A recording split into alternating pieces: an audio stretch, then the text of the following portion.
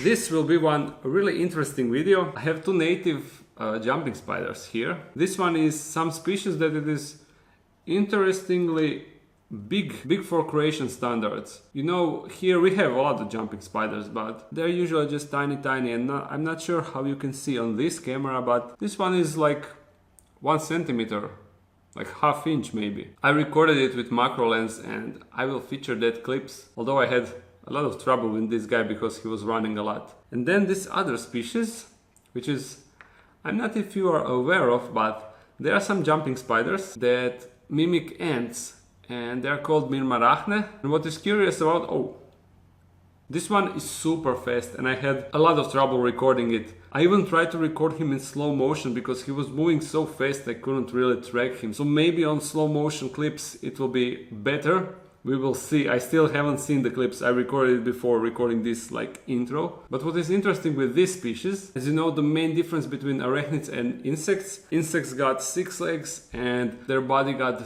3 segments, while arachnids got 8 legs and 2 segments. As you know, tarantulas got the carapace, which is their like head, and their big butt, the abdomen. Only 2 parts. And if you look at ant, he got like a head, separate head, then his middle section, and then his abdomen. And the coolest thing about this jumping spider that mimics ants, since he is arachnid, he got only 2 parts, but his abdomen, middle section is like a bit narrow, got some pattern that looks like almost like it got 2 segments. And that's intentional because it wants to mimic ants and to appear like an ant. And also, even though it got 8 legs, it uses his front legs like almost like ants' antenna, so he's just raising them up when he's walking. So he's mimicking like also like that, which is really cool. Nature is amazing. I will just play the rest of the clips, so enjoy that.